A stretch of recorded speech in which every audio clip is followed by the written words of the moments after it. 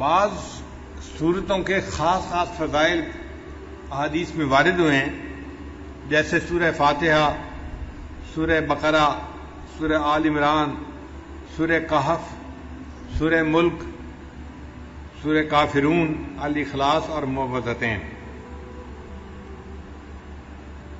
حضرت برار رضی اللہ عنہ روایت کرتے ہیں، ایک صحابی تھے جو اپنے گھر میں سورہ کہف کی تلاوت اونچی کر رہے تھے۔ ان کے گھر کا صحن چھوٹا تھا، گھوڑا بھی بندھا ہوا تھا اور چارپائی کے اوپر ان کا بیٹا بھی لیٹا ہوا تھا، سویا ہوا تھا۔ اب ان کا دل چاہتا تھا کہ وہ اونچی تلاوت کریں، جہر سے تلاوت کریں۔ جب وہ جہر سے تلاوت کرتے تو گھوڑا بدکتا تھا اور ان کو ڈر ہوتا یہ گھوڑا کہیں میرے بیٹے کو لات نہ مار دے، تو وہ آہستہ پڑھتے تو گھوڑا بھی پرسکون ہو جاتا۔ پھر طبیعت میں جوش آتا، شوق اٹھتا، پھر دل چاہتا کہ اونچا پڑھیں، پھر گھوڑا بدکنے لگ جاتا۔ یہی ساری رات ہوتا رہا۔ جب صبح کا وقت ہوا، انہوں نے دعا کے لیے ہاتھ اٹھائے تو انہوں نے دیکھا کہ کچھ بادل سے ہیں جن کے اندر روشنیاں ہیں، اور یہ روشنیاں ان کے سر سے دور آسمان کی طرف جا رہی ہیں۔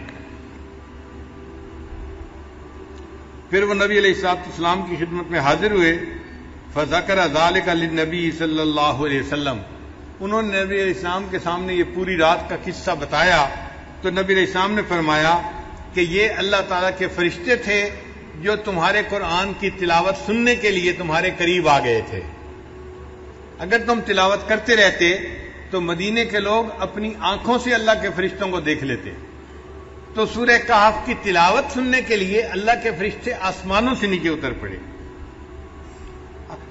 ابو درداء رضی اللہ عنہ روایت کرتے ہیں، من حافظ 10 آیات من اول سورۃ الکہف، کہ جس بندے نے سورہ کہف کی پہلی 10 آیات کو یاد کر لیا، اسم من فتنۃ الدجال، اللہ تعالیٰ اس کو دجال کے فتنے سے محفوظ فرما لیں گے۔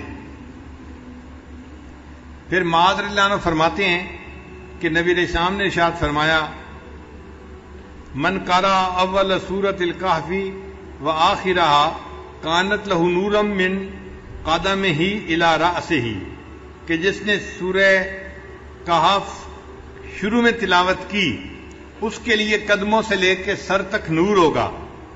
ومن قرأها کلها، اور جس نے پوری سورہ کہف کی تلاوت کی، کانت لہ نورا ما بین السماء الی الارض، تو اس کے لیے اللہ تعالیٰ زمین سے لے کے آسمان تک نور پیدا فرما دیں گے۔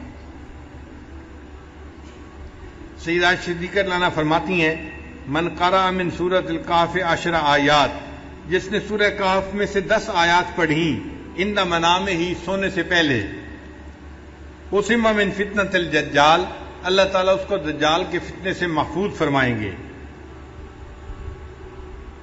ابن عباس رضی اللہ عنہ فرماتے ہیں کہ نبی علیہ السلام نے ارشاد فرمایا، سورۃ الکہف تدعی فی التوراۃ حائل، کہ سورہ کہف کا نام تورات کے اندر حائل تھا۔ حائلہ، حائلہ کیا مطلب؟ حائل ہونے والی، یعنی یہ بندے اور قبر کے عذاب کے درمیان حائل ہونے والی صورت ہے، بندے اور شیطان کے درمیان حائل ہونے والی صورت ہے۔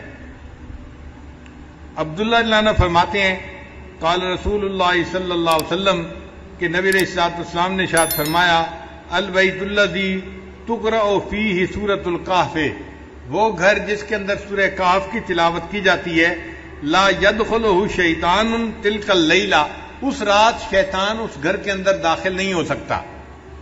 یعنی جو بندہ رات کو سورہ کہف تلاوت کر لے گا، اس گھر کے اندر شیطان رات کو داخل نہیں ہو سکتا۔ آپ اندازہ لگائیے اس سورت کی کتنی عظمت ہے کہ جس گھر میں رات کو پڑھی جائے شیطان رات کو داخل نہیں ہو سکتا، تو بھئی اگر دن میں پڑھی جائے گی تو دن میں بھی داخل نہیں ہو سکے گا، اور جس گھر کے لوگ پڑھیں گے وہ فتنہ دجال سے محفوظ رہیں گے۔ اس سورت کو یاد کرنا اور اس کی کثرت سے تلاوت کرنا یہ بہت فائدے کی بات ہے، اسی لیے جمعہ کے دن اس سورت کا پڑھنا اور بھی زیادہ ثواب کا باعث ہے۔ نبی علیہ السلام نے ارشاد فرمایا کہ سورہ کہف کو جمعہ کے دن تلاوت کیا کرو، تو ہم سورہ کہف کی بھی تلاوت کریں جمعہ کے دن، اور اس کو یاد کر کے پڑھنے کی کوشش کریں تاکہ اللہ تعالیٰ ہمیں شیطان سے بھی بچائے اور جو دجال ہے اللہ تعالیٰ اس کے فتنے سے بھی ہمیں محفوظ فرمائے.